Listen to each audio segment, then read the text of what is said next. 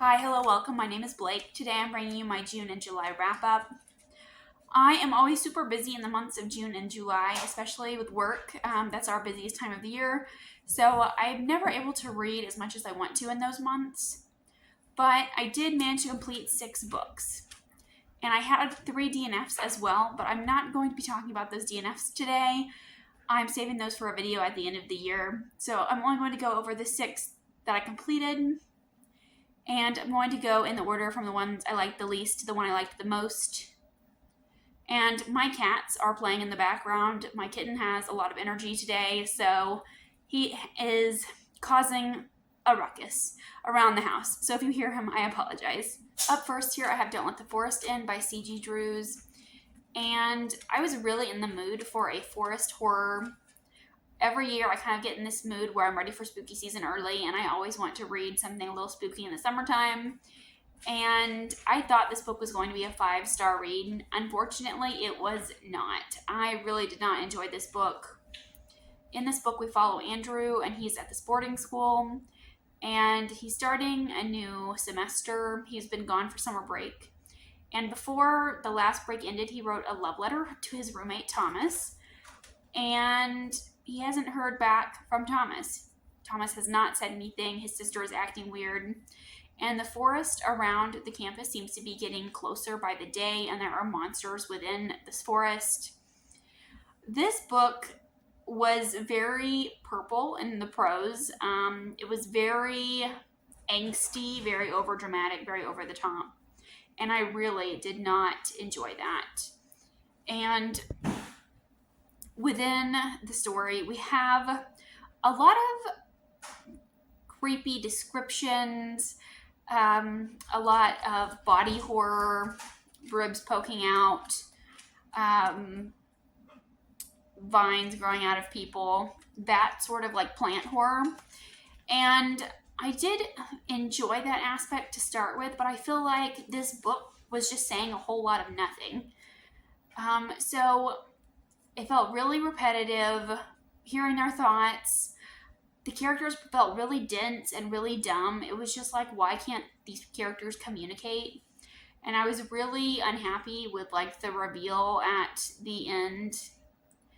Just kind of the way everything was set up. I didn't really care for the characters. I will say this book does explore, it is a coming of age story, so it does explore like LGBTQ themes, and there are a lot of like mental health representation discussions in there, eating disorders, so those sorts of things. I don't know if they are done well, but they are definitely in there. So that was something that I liked. I liked that the author tried to tackle that, but it just felt so repetitive. And I feel like I just mentally checked out way before the end. I feel like I should have DNF'd, but I didn't. I was thinking this was going to be a 5-star read, and I just kept pushing and waiting for something better to happen. And unfortunately, this book didn't do that. So I ended up giving this one 1 star. So that is Don't Let the Forest End by C.G. Drews. I feel like I'm definitely in the minority here. I feel like this book is very popular. I've seen a lot of Instagram posts about it where people really enjoyed it. I think it has like a 4.5 star average on Goodreads, so I'm definitely an unpopular opinion there. And unfortunately, this next one is also an unpopular opinion. I have Our Infinite Fates by Laura Stevens.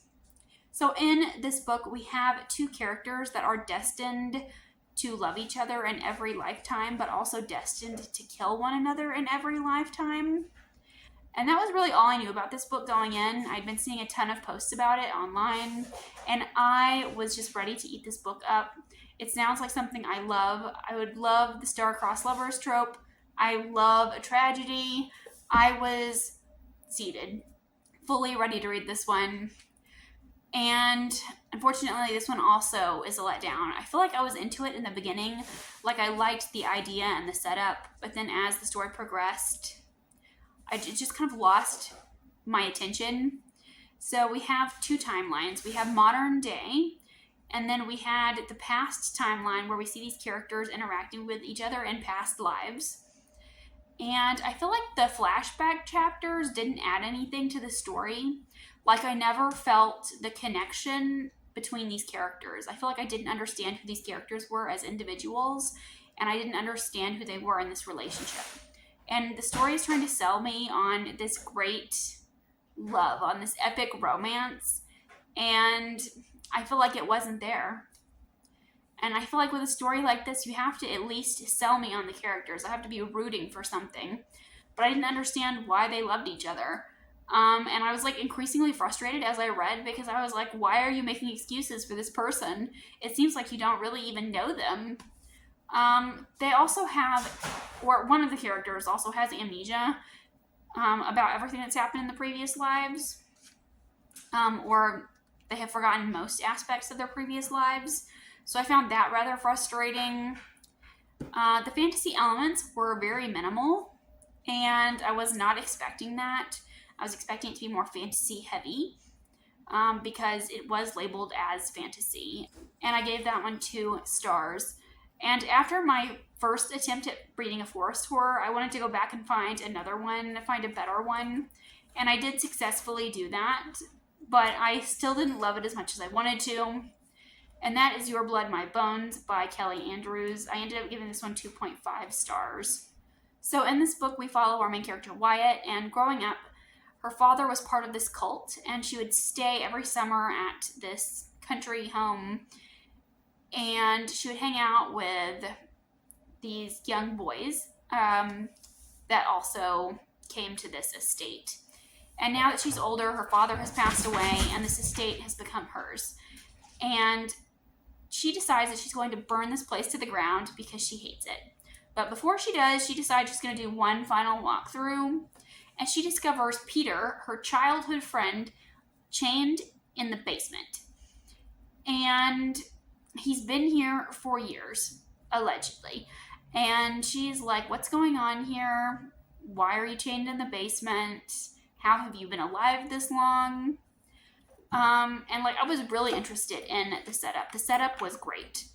I loved the weirdness in this book. I loved like the fantastical elements.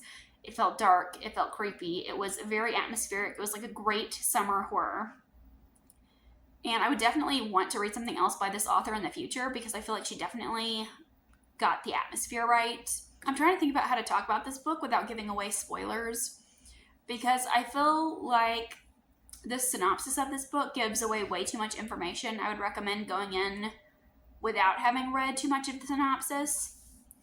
But we have the situation where we have a character, and as soon as we meet them, and it says so in the summary as well, that this character wants to kill another character. And I feel like I never once believed that they were actually going to go through with it, that they would actually kill this character. So I didn't believe the stakes. I feel like the stakes weren't there. I also feel like this book didn't describe the magic very well. I feel like I started this book with a ton of questions, and I feel like I ended this book with more questions than answers. Like, how did this start? How long has this been going on? What happened to the monsters in the forest? What about those other, cult characters? I don't know. I feel like I would have been more satisfied if I got more answers, but I didn't. And I also found the ending to be kind of confusing. So I don't know if I wasn't paying attention. Like, I went back and listened to it twice, so like I feel like I did catch it, but I was still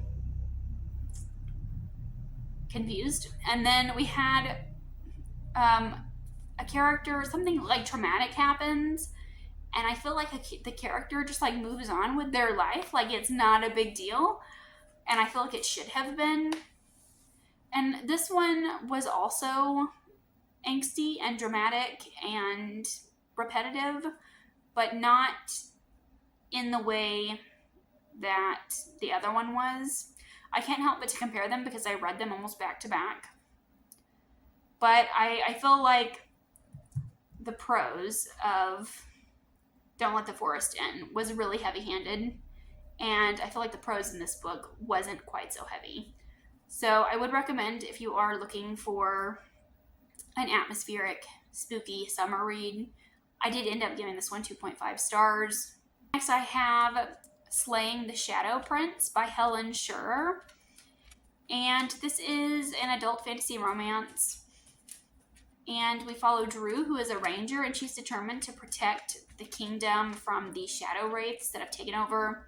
And we follow Telomere, who is one of like the most celebrated warriors in the land. But he has a deep secret. He is part shadow wraith himself. So that's kind of set up for this book. It's a pretty typical fantasy romance. So I have a composition book where I include notes.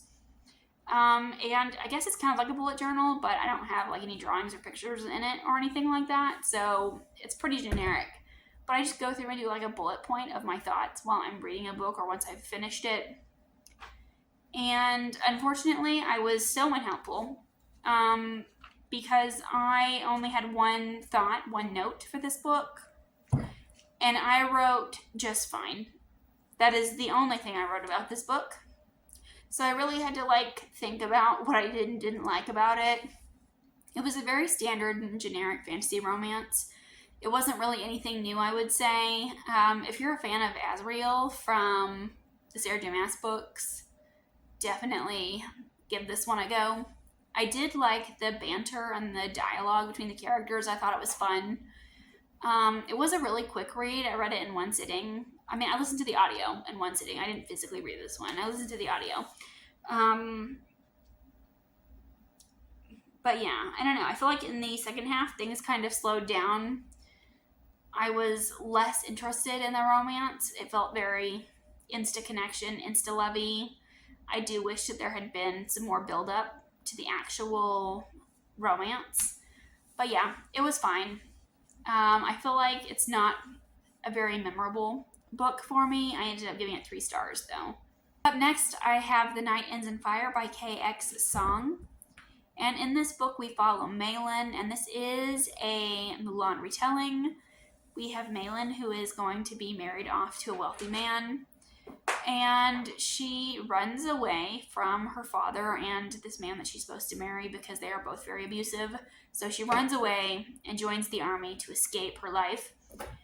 And from there, she gets involved in the power imbalance of the spirit realm and the politics of this world. And I did buddy read this one. It was a really enjoyable read. I flew through this one as well. The first half is very similar to the Mulan films. Like there were like a lot of nods to like Disney's Mulan. And I had the animated Mulan, not the live action one. And I had like a lot of fun with that. My friend and I would message each other and be like, did you get that scene where she was in the pond? Yeah, and there were so many like cool and cute little references that I loved. And then I feel like in the latter half, things really took a turn and it kind of became its own thing. I did really like the spirit realm aspect. We also have Malin who thinks she's going mad. I do feel like this book was incredibly rushed though. We would just have like scene after scene. We would just have something big would happen and then we would just kind of like have a time skip and then another something big would happen. I really wish that we would have slowed down a bit so I could get to know the characters better because I didn't really feel particularly attached to anyone.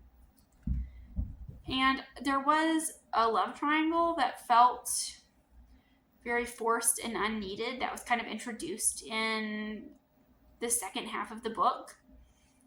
And I didn't enjoy that aspect. But overall, I still enjoyed the book and I had a really fun time buddy reading it. And last but certainly not least, we have my favorite read of the month, and that is The City of Brass by S.A. Chakraborty. And this book just sucked me in from the earliest pages. In this book, we follow Nari, who is a con woman, and she lives in Egypt. And one day she's performing this con, and it goes terribly wrong because she accidentally summons a war djinn. And he tells her that she is of this ancient bloodline. And he tells her that he must take her to the city of Daevabad. And within this city, she gets involved in a bunch of political turmoil. And we also have a second POV character named Prince Ali. And he's just returned home to the city. and he doesn't really know his place as a prince yet. He doesn't really know what to do, and he sees a lot of injustices, but he doesn't really know how to react to them, and he's kind of being thwarted on every turn. So we have these two characters. I will say Prince Ali's chapters took a long time to grow on me. I feel like his earlier chapters were weaker, and it took me a while to get interested in them. But I really loved following Nari, and I loved the kind of the banter that she had with this war djinn. And I loved that the story almost felt like a quest story. And then in the second half, we got more into the political intrigue. And I really enjoyed those aspects. I really like the politics of this world. And the djinn are incredibly mistreated in this world. So we have that element where there's like a lot of unrest in the city because of the poor treatment of these djinn. I loved the descriptions. I loved the setting. And for a lot of this book, I was thinking it was going to be just a 4-star read. But then once we hit the end, I was like hooked all in. And something really exciting happens with Prince Ali at the end of this first book. And I ended up bumping my rating to a 4.5 stars. And I'm really excited to continue on. I've just been like chomping at the bit to get to the rest of the series. I am on hold at the library for these, and I'm just like anxiously waiting to get my hands on them, because I feel like this series has a lot of potential to become a favorite. Ultimately, though, I love this book beginning to end, and there were a lot of secrets revealed, and like I have a lot of questions, and I do want to know more about this world and these characters and kind of see where the politics of the series goes. But those are all the books that I read in June and July. Let me know if you've read any of these. Let me know what your favorite reads of June and July were. I would love to know. And thanks so much for watching. I'll see you again with another video soon. Bye.